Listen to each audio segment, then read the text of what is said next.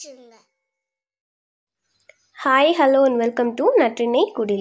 இன்றைக்கி நம்ம மஷ்ரூம் தம் பிரியாணி எப்படி வீட்டிலே ஈஸியாக செய்யலான்னு பார்க்கலாம். நம்ம இன்க்ரீடியன்ட்ஸ்லாம் என்னென்னு பார்க்கறதுக்கு முன்னாடி ஒரு பாத்திரத்தில் 3 கப் தண்ணி ஊற்றிக்கோங்க. நான் 1 கப் அரிசி எடுத்திருக்கேன். இந்த தண்ணி நல்லா கொதிக்கட்டும். தண்ணி நல்லா கொதிக்க ஆரம்பித்த உடனே ஒரு பிரியாணி இலை, ஒரு பட்டை, 2 கிராம்பு, ஒரு அன்னாச்சி பூ போட்டு நல்லா கொதிக்க விடுங்க. இப்போது 2 டீஸ்பூன் நெய் ஆட் பண்ணிக்கோங்க. நெய் மெல்ட் ஆகட்டும். இப்போது 1 கப் அரிசிக்கு நான் 1 டீஸ்பூன் உப்பு ஆட் பண்ணுறேன். இப்போ இதெல்லாம் கலந்து நல்லா கொதிக்கட்டும். இன்றைக்கி நான் 1 கப் சீரக சம்பா அரிசி எடுத்திருக்கேன். அதை நல்லா வாஷ் பண்ணி வச்சுக்கோங்க. இப்போது கழுவி வச்சுருக்க அரிசியை உள்ளே ஆட் பண்ணிக்கலாம். அரிசி வெந்துட்டுருக்க கேப்பில் மசாலாக்கான இன்க்ரீடியன்ஸ் எல்லாமே என்னென்னு பார்த்துடலாம். 200 கிராம் மஷ்ரூம் எடுத்திருக்கேன். அது இந்த மாதிரி பெருசாக கட் பண்ணி வச்சுக்கோங்க. 1 கைப்பிடி கொத்தமல்லி தழை, 1 கைப்பிடி புதினா, 2 வெங்காயத்தை இந்த மாதிரி கட் பண்ணி வச்சுக்கோங்க. அதை பாதியாக பிரித்து வச்சுக்கோங்க. பாதி நம்ம வணக்கிறதுக்கும், மீதி பாதி ஃப்ரை பண்ணி மேலே தூவுறதுக்கும் நம்ம யூஸ் பண்ணிக்கலாம். 1 கப் தயிர், 2 டீஸ்பூன் இஞ்சி பூண்டு பேஸ்ட், 3 பச்சை மிளகாய், 1 தக்காளியை இந்த மாதிரி நீளவாக்கில் கட் பண்ணி வச்சுக்கோங்க. ஒரு அன்னாச்சி பூ, கிராம்பு, பட்டை, ஏலக்காய், பிரியாணி இலை எல்லாத்தையும் எடுத்து வச்சுக்கோங்க. 1 உருளைக்கிழங்கு, உப்பு தேவையான அளவு, மிளகாய்த்தூள், அப்புறம் குங்குமப்பூப்பால். இப்போ மஷ்ரூம் மேரினேட் பண்ணி வச்சிடலாம். அதுக்கு 1 கப் தயிர், 1 டீஸ்பூன் மிளகாய்த்தூள், உப்பு தேவையான அளவு, 1 டீஸ்பூன் இஞ்சி பூண்டு பேஸ்ட் ஆட் பண்ணிக்கோங்க. இதை நல்லா கைவிட்டு கலந்து கட்டி இல்லாத மாதிரி நல்லா கலந்து வச்சுக்கோங்க. இப்போ நம்ம கட் பண்ணி வச்சுருக்க மஷ்ரூம் அப்புறம் உருளைக்கிழங்கு 2ஐயும் போட்டு நல்லா கலந்து வச்சுக்கோங்க. இந்த மாதிரி கைவிட்டு நல்லா பெசரி வச்சுக்கோங்க. எல்லா இடத்துலையும் மசால் பரவுற மாதிரி. இது ஒரு 10 நிமிஷம் ஊற விட்டுருங்க. இந்த மாதிரி ஒரு பிளேட் போட்டு 10 நிமிஷம் ஊற வச்சுருங்க. மஷ்ரூம் ஊறிட்டு இருக்க கேப்பில் நம்ம வேக வச்சுருக்க சாதத்தை வடித்து எடுத்துக்கலாம். உங்களுக்கு சாதம் வடிக்க தெரியல அப்படின்னா இந்த மெத்தட் ஃபாலோ பண்ணிக்கோங்க. கையில் கஞ்சி படாமல் ஈஸியாக நம்ம வடித்து எடுத்துடலாம். நீங்கள் சாதத்தை நசுக்கி பார்க்கும்போது 3/4 பதம் வெந்திருந்தால் போதும். நல்லா ஆறட்டும். இப்போது இந்த சாதத்து மேலே 1 கப் பச்சை தண்ணி ஆட் பண்ணிக்கோங்க. இந்த பச்சை தண்ணி எதுக்காக ஆட் பண்ணுறோம் அப்படின்னா சாதம் நல்லா உதிரி உதிரியாக வரும், அதுக்காக தான். இப்போது ஒரு கனமான கடாய் எடுத்துகிட்டு 1 குழிக்கரண்டி எண்ணெய் ஆட் பண்ணிக்கோங்க. இந்த மாதிரி நீங்கள் கடாயில் செய்யும்போது மசாலா அடிப்பிடிக்காமல் வரும். எண்ணெய் நல்லா சூடானதும் நம்ம கட் பண்ணி வச்சுருக்க 1 கப் வெங்காயத்தை உள்ளே ஆட் பண்ணிக்கலாம். இப்போது வெங்காயம் எல்லாம் கோல்டன் ப்ரௌன் ஆன உடனே எண்ணெயெல்லாம் வடிச்சிட்டு ஒரு பிளேட்டில் மாற்றி வச்சுக்கோங்க. இந்த வெங்காயத்தை நம்ம லாஸ்ட்டாக தான் யூஸ் பண்ண போகிறோம். அதனால் நீங்கள் ஓரமாக வச்சுருங்க. இந்த எண்ணெயிலேயே நம்ம மசாலா செய்ய ஆரம்பிச்சிடலாம். எண்ணெய் நல்லா சூடானதும் நம்ம 3 டீஸ்பூன் நெய் ஆட் பண்ணிக்கலாம். நெய் மெல்ட் ஆனதும் பிரியாணி மசாலா எல்லாத்தையும் நீங்கள் ஆட் பண்ணிக்கோங்க. பட்டை, லவங்கம், ஏலக்காய், கிராம்பு, பிரியாணி இலை எல்லாத்தையும் போட்டுட்டு நல்லா பொரிய விட்டுருங்க.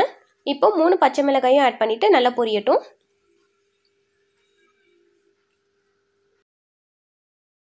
இப்போ நம்ம கட் பண்ணி வச்சுருக்க ஒரு பெரிய வெங்காயத்தை பச்சை வாசனை போகிற வரையும் வதக்கிக்கோங்க. வெங்காயம் நல்லா வதக்குனதும் இஞ்சி பூண்டு பேஸ்ட் 1 டீஸ்பூன் ஆட் பண்ணிக்கோங்க. அடுத்தது தக்காளி ஆட் பண்ணிக்கோங்க. தக்காளியும் நல்லா பச்சை வாசனை போகிற வரையும் வதக்கிக்கோங்க. வெங்காயம் தக்காளி எல்லாம் நல்லா வதங்கிடுச்சு. இப்போது நம்ம மேரினேட் பண்ணி வச்சுருக்க காளானையும் உருளைக்கிழங்கையும் உள்ளே போட்டு நல்லா வதக்கிக்கோங்க. இப்போது கரம் மசாலா தூள் 1/2 டீஸ்பூன் ஆட் பண்ணிவிட்டு நல்லா மசாலா எல்லாம் கலந்து விட்டுக்கோங்க. இப்போ பாருங்கள், மசாலா எல்லாம் எண்ணெய் கசிஞ்சு ரெடி ஆகிடுச்சு. இதுக்கு தேவையான அளவு உப்பு ஆட் பண்ணிவிட்டு நல்லா கலந்து விட்டுக்கோங்க. அவ்வளோதான், இப்போ மசாலா ரெடி ஆகிடுச்சு. அடுப்பு ஆஃப் பண்ணிக்கோங்க. தம் போடுறதுக்கு முன்னாடி தோசைக்கல்லை ஹை ஃப்ளேம் வச்சு சூடு பண்ணிக்கோங்க. பக்கத்துலேயே ஒரு பாத்திரத்தில் 4 கப் தண்ணி ஊற்றி சூடு பண்ணிக்கோங்க. இப்போது ஒரு அகலமான பாத்திரத்தில் ஒரு லேயர் சாதத்தை ஸ்ப்ரெட் பண்ணி விட்டுக்கோங்க. இப்போது ஒரு லேயர் சாதம் ஸ்ப்ரெட் பண்ணதுக்கப்புறமா அது மேலே நம்ம செஞ்சு வச்சுருக்க மஷ்ரூம் மசால் சேர்த்துக்கலாம். இதையும் நல்லா ஸ்ப்ரெட் பண்ணதுக்கப்புறம் மேலே கொத்தமல்லி புதினாவை தூவிக்கோங்க. மறுபடியும் ஒரு லேயர் சாதத்தை நல்லா ஸ்ப்ரெட் பண்ணிக்கோங்க. ஸ்ப்ரெட் பண்ணதுக்கப்புறமா காளான் மசாலாவை மேலே வச்சு மறுபடியும் இன்னொரு லேயர் பண்ணிக்கலாம். இதெல்லாம் ஸ்ப்ரெட் பண்ணதுக்கப்புறமா கடைசியாக கொத்தமல்லி புதினாவை தூவி விட்டுருங்க. இப்போது குங்குமப்பூ பாலை சாதத்தில் நீங்கள் ஊற்றிக்கோங்க. இது வந்து நம்ம கலருக்காக தான் ஆட் பண்ணுறோம். இது தேவைப்பட்டால் நீங்கள் ஆட் பண்ணிக்கோங்க. அப்படி இல்லை உங்கள்கிட்ட ஃபுட் கலர்ஸ் இருந்தாலும் நீங்கள் ஆட் பண்ணிக்கலாம்.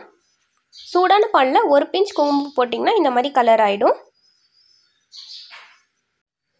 மறுபடியும் ஒரு லேயர் நம்ம வடித்து வச்சுருக்க சாதத்தை ஸ்ப்ரெட் பண்ணி விட்டுக்கோங்க. இந்த சாதத்துக்கு மேலே நம்ம செஞ்சு வச்சுருக்க மஷ்ரூம் மசாலாவை ஸ்ப்ரெட் பண்ணி விட்டுக்கலாம். இப்போது கொத்தமல்லி புதினாவை மேலே தூவி விட்டுக்கோங்க. மறுபடியும் ஒரு லேயர் சாதத்தை வந்துட்டு மேலே ஸ்ப்ரெட் பண்ணிக்கலாம். இப்போது கடைசியாக நம்ம செஞ்சு வச்சுருக்க மஷ்ரூம் மசாலாவை ஆட் பண்ணிவிட்டு ஸ்ப்ரெட் பண்ணி விட்டுக்கோங்க. இப்போது கொத்தமல்லி புதினாவை மேலே ஸ்ப்ரெட் பண்ணிக்கோங்க. கடைசியாக நம்ம ஃப்ரை பண்ணி வச்சுருக்க வெங்காயத்தை மேலே ஆட் பண்ணிக்கோங்க. மறுபடியும் இதில் குங்குமப்பூ பாலை வந்துட்டு மேலே லைட்டாக தெளித்து விட்டுக்கோங்க. இப்போ தோசைக்கல் நல்லா சூடானதுக்கப்புறம் நம்ம செஞ்சு வச்சுருக்க பிரியாணி மேலே வச்சுட்டு ஒரு பிளேட் போட்டு மூடிக்கோங்க.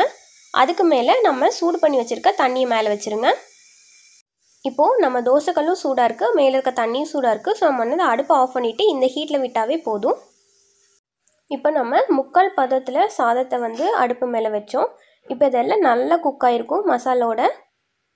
இங்கே பாருங்கள், இப்போ வந்து சாதம்லாம் நல்லா குக் ஆகிடுச்சு. இதை வந்து நம்ம சர்வ் பண்ண ஸ்டார்ட் பண்ணலாம்.